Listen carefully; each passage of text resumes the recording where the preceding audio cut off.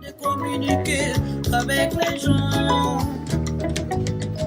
partager ma culture à travers ma musique, à travers mes chansons, à travers mes sentiments.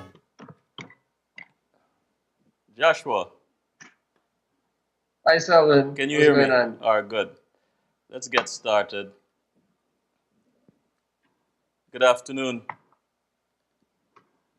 Good afternoon, Selwyn. How are you today? I'm fine, thank you. And I want to thank you very much for taking this time to speak with me. Let me just jump right in, Joshua. What is accurate when people close to you describe you? Pardon me? What is accurate with the way people close to you describe you? People describe me as a hard worker, Mhm. very charismatic, and also honest. Very honest, open in terms of the business sense, but on the personal side, a little more introverted. But generally, people describe me as a hard worker. As a That's hard one of worker. the Yeah. yeah. I've had the privilege of meeting you this year, actually, and I can testify to that. Straightforward, very Thank you. friendly, very brilliant. And Thank it's you. that some of that brilliance I want to tap into this afternoon because you're young. How old are you now, Joshua? If you don't mind. I'm 26 years You're old now. 26 years old. You're in business, in your family's business. Yes. Can you tell us a little bit about the family business? Why you're still there? A lot of young people, some young people probably would have been just hanging out, doing things, but you work hard. Tell us a little bit about the business and why you stick around. Well, the family business was founded by my mother, Rose Ramdehol. It's called Rose Ramdehol Auto Sales. Mhm. It was founded in November of 1990 when my mother was actually pregnant with me because I was born 1991 May. And it's in the auto industry, selling retail cars throughout Guyana. And she's still is, I believe, but definitely in the 90s, one of the only female auto dealers as well. Um, excuse me. Mhm. So we've been around about 26, 27 odd years. And I'm one of five children as well. I have four older sisters as well. So one of the well, throughout childhood, pretty much grew up around the business. I would be here playing downstairs while my mother was working, or just around the office, listening, observing. Sometimes I would very fond of cricket, so I would take the desk drawers, I would take the ruler out and go to the back, find something to hit. Um, Being around the business, I definitely saw a lot, learned a lot. I had no idea growing up this is what I would want. It takes a long time. It's important to note it takes a very long time to find yourself. And life is a continuous learning process. So some of us never truly find ourselves, but you have to keep working at it. After high school, I did A levels, and then after A levels, well, while I was doing A levels working here, from the age of 16, I started working here. Not as a manager, I started initially in charge of maintenance and working on the senior sales rep. Uh, so I worked my through the company, learning a lot of initiatives from the age 16 to 18. I then left to do gemology. I actually did gemology specializing in diamonds. So I did that in Miami for a year. It was two year course, sorry. I actually wrapped it up in a year and maybe 2 months. After that, well, all of my sisters were older. After that, I did not intend to come back to run the business or to be involved, but there was definitely a need for someone to continue the company or to a fresh insight of youth in the company. And the reason I chose to move back to Guyana to work in the family business under my mom at the time, who is now semi-retired, not retired. So she's still active uh, in the business somewhat, not day-to-day management, but still active. So I chose to move back here. That was 2011, and I've been working ever since in business. What would you say? What would you say is one of the most important lessons you have learned from your mother in business? Working with her, we work in an industry here in Guyana where there are all sorts of characters. So working with her, it didn't take me long. From the age of 16, even when I was abroad, we would Skype, I would be involved somewhat. Working with her, I saw definitely integrity and customer service. She always pushed the customer is never wrong. That's the first thing. And the customer has the final, all right. Once the customer is happy, she's happy. Those were one of the things she always said to me, regardless of the circumstance. Once the customer is happy, she's happy. I So definitely integrity. Go ahead. I understand you've decided to get into I wonder where this noise is coming from. That you've decided to get into the motorcycle business. Was this your first business venture? And can you tell us a bit about that journey? Well, in 2000, first of all, I've tried many business ventures from the age of 14, actually. When I was 14 years old, I borrowed $25,000 from my mother and I bought a cell phone and I resold it. So I've been trying all sorts of things from a very young age, several of which have worked for a period of time and then failed. I tried in areas of auto spares. I tried electronics. I even tried diamonds and gold at one point, all of which did not work out. But I kept working at it. Failure is a natural part of success, actually. Without no, it's very rare for someone to be successful at the first thing they do. They're definitely extremely unique to achieve that. But failure is a natural part of success, so it's important to keep working. So throughout the business, I've always working here. I've always been looking at expanding or looking at new ventures to complement the auto sales, which is also highly competitive industry in Guyana. So it's always important to keep the edge in that area. But in 2015, I went to Panama just scouting for another opportunity, and I came across retail motorcycles. There were several brands I came across, and a light bulb moment went off a little bit in my head, as with a few other products, but light bulbs went off. So after I was there, I came back, did a local investigation, and it was found that there's definitely a possibility of having motorcycles here. But choosing a brand would be important as well. So when I scouted for a brand, it was important that the company paralleled ours in many ways in terms of um, integrity and a quality product and excellent customer service and after sales service and throughout honesty, integrity and honesty. So I did a lot of research and I came across Hero. We have a lot of Chinese motorcycles here, but the quality is not so much on par with like the Japanese models. So I came across Hero, which is manufactured out of India. And I spent some time reading on them. I had no idea. I had never heard of Hero prior to finding them.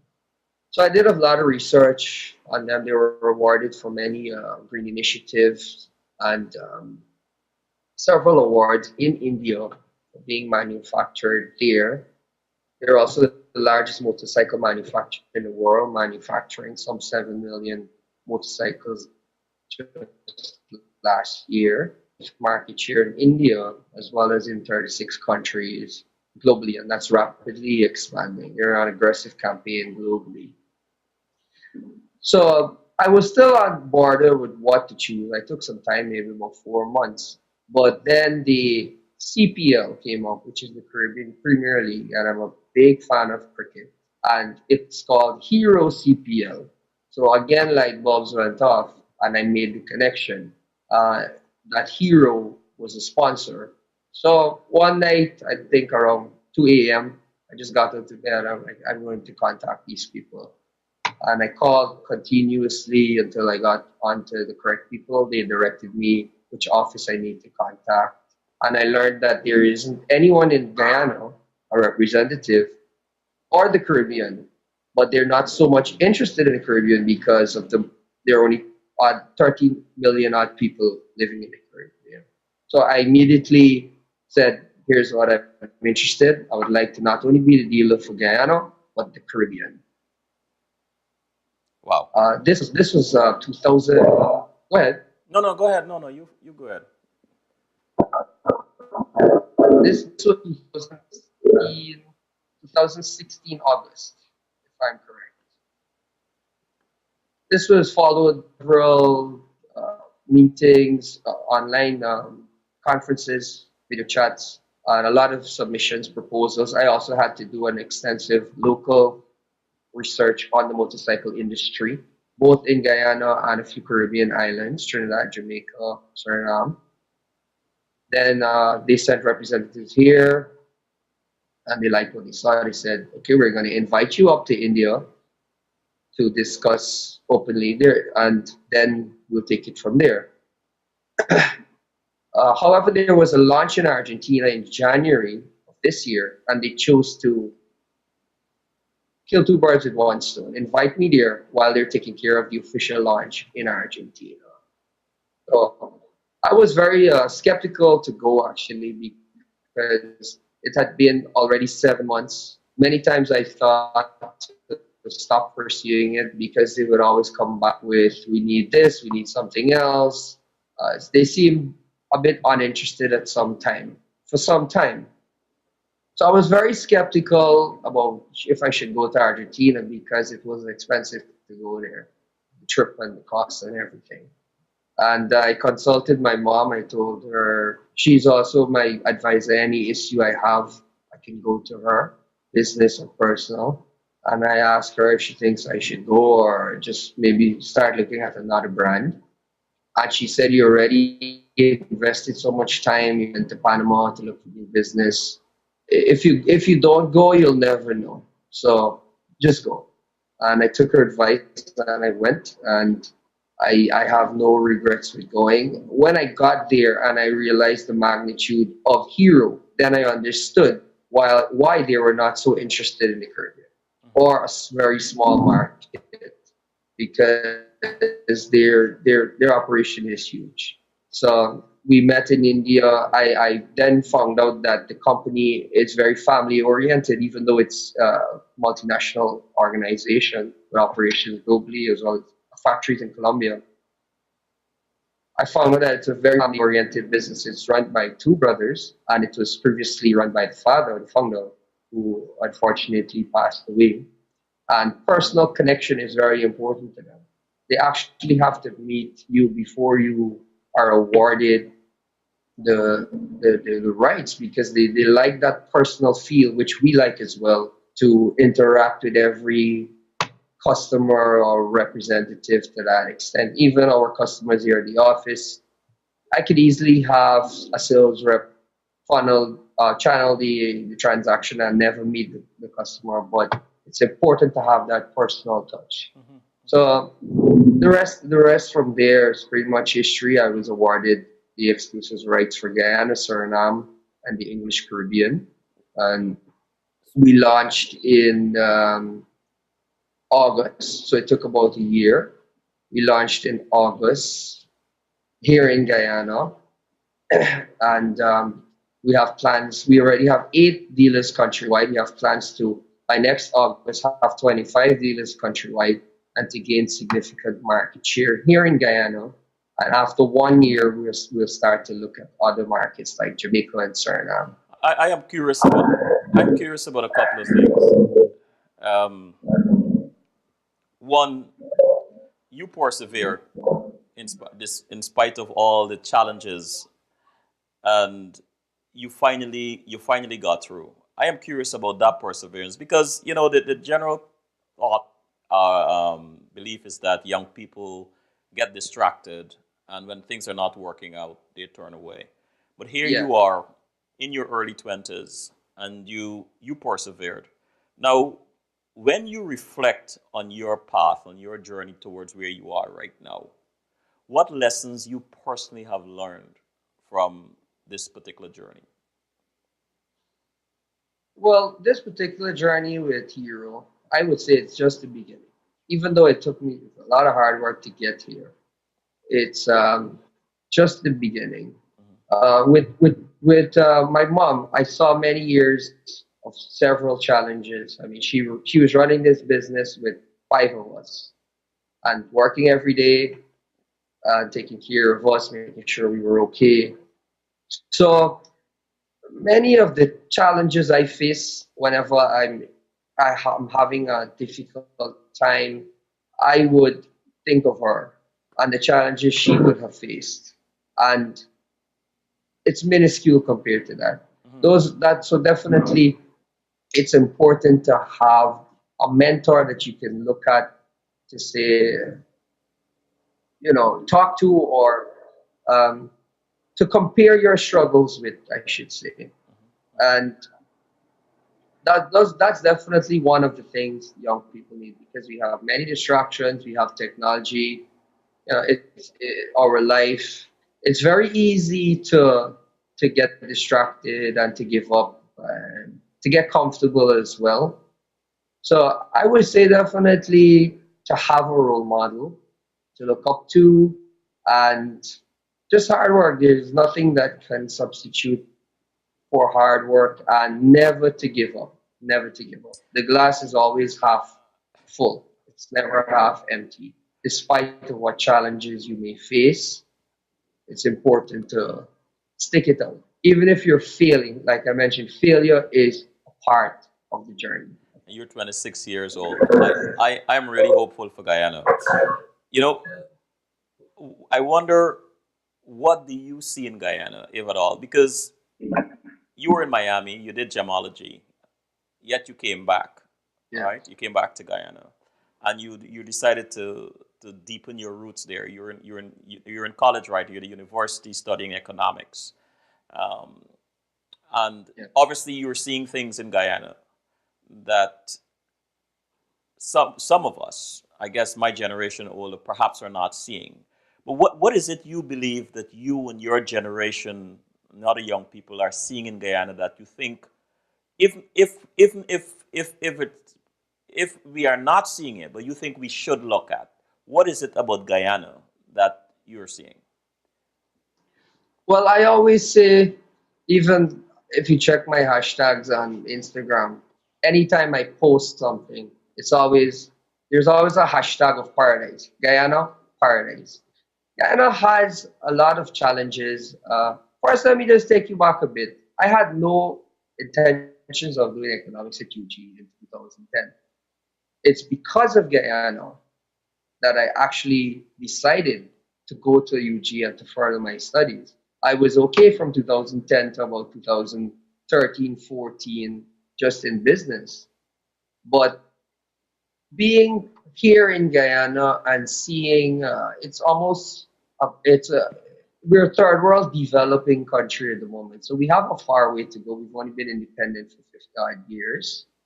There are many opportunities, not just in business here, but to find a place for you. Even if you're not Guyanese, to move here, you can find a place that you can feel at peace and that you're making a difference and you're being successful or impacting on someone else's life as well, which is important while we're here on earth to positively affect change, whether it be in our country or just helping a stranger on the street. So around 2013, I began as we mature. I began to see that there's a lot here I can do. But I first of all I need to have a degree from the university, especially in economics. Guyana has there's a far way we can go in terms of our social structure as well as capitalists. We're a very young country. But for the youths here, oftentimes we tend to look at the government, oh, the government is this, the government is that. But if we can firstly focus on ourselves and just continuously work hard every day, we'll get to the place that we need to be, not only for ourselves, but for our country. So I would, and I'm not the only one seeing this. There are a lot of young people here. I meet them at UG. I meet them on the street who we're very hopeful. They're highly optimistic culture here of we can do this, we can achieve this. I mean, if something is happening in the political arena that's negative, young people feel it. That goes to show the connection we have with our country and our system. So young people are definitely the future of Guyana, but we need to have the opportunities created, the mechanisms in place for them to they have the natural ability, but nurture is important. So it is not So, it pardon me. it's not so much money. It's not so much money that they need, but guidance and structure Guidance and direction and structure and systems. and For system. example, one of the economies that I looked at while studying economics of my own is the Nordic capitalism or Nordic social democracy, which is adopted by the Northern European countries, Denmark, Sweden, Norway, I think Iceland as well as is in there. These this this system was adopted roughly about 30 years ago, and they're seeing high success rates of using this. They have the highest standards of living globally. Uh, the life expectancy has gone up. General happiness and welfare is there. The system itself, I think, would be we can learn a lot here with that studying that particular system.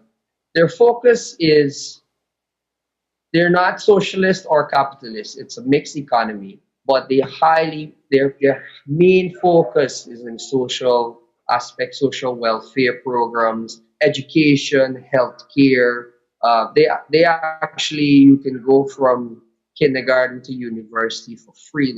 They will pay you monthly to while you attend university in their country, and healthcare is free and all these other systems. Now, of course, as a government, this of Guyana, it will take a lot of finance. It will take money to do this. But we're at the point here where it's very possible to have the money to take this path.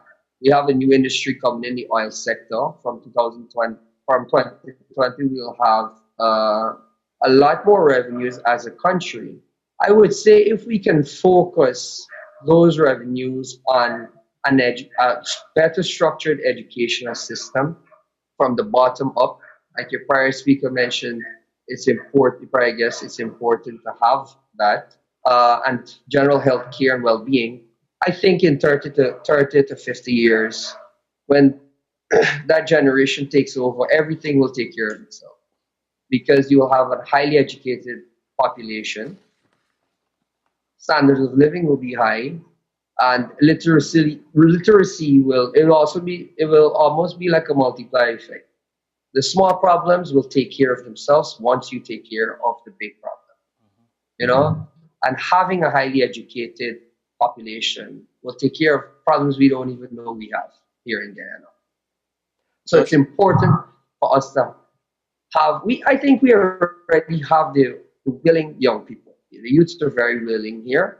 We need a system where whether you're born very, very poor or very rich from a family or of wealth, you have the same opportunities and avenues to receive an education.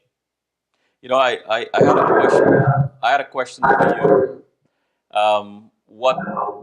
What would you ask or what would you say to the president of Guyana if you had his ears? But you have said it in your response just now.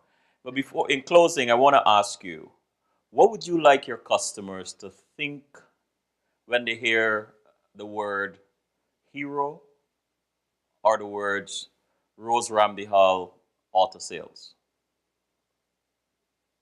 I would like our customers to know or to think once they hear the words hero or Rose Ramsey Hall, the two would become parallel. There is an affordable product, a quality product, as well as an excellent service for both motor cars, used motor cars, as well as motorcycles. And in comparison to other brands, the quality is right there. One of the things we say is that you have a Japanese innovation manufactured in India at a Chinese price. So you have something there that can be affordable for everyone, and even it's not just on a cash basis. If you come into us, we'll see an avenue through the bank. We'll make it happen. We'll make it happen for you to have that mobility that so many of us need. It's difficult to afford public transport year round. It's a lot cheaper if you can own and operate a motorcycle, especially one that gives you durability and affordability, such as Hero. In a country like Ghana, you can save a lot when compared to using public transportation. And we're also hoping, well, we're going to expand into other islands because Euro is not in other islands to create the force behind mobility for everyone and to continue to be the motorcycle manufacturer. So I would love for Rose Ramsey Hall. It's a name, but it's also a brand almost to have that being a household name not only in Guyana but throughout the Caribbean. Joshua, we have run out of time. I don't know why I'm getting this feedback when I speak, but we have run out of time. But I want to say to you that, God bless your mother and the sacrifice she's made to raise you. I didn't get a chance to ask you about your other siblings, but just Definitely. sitting here listening to you tells me that you're surrounded by goodness. You mentioned that your mother's one of her greatest principles is integrity, and the customer is always right. And just listening to young people like you here on Sunday afternoon gives me a lot of hope. Just now, I didn't want you to Yeah. stop when you were talking about what the policies that Guyana can adopt in terms of transforming the country and young I people. didn't want to stop either. I didn't Yeah. want to stop either, but I knew around the time. Yes, time is of the essence. So I want to thank you. I have to run because Renee is Yeah. waiting. But thank you very much, Joshua.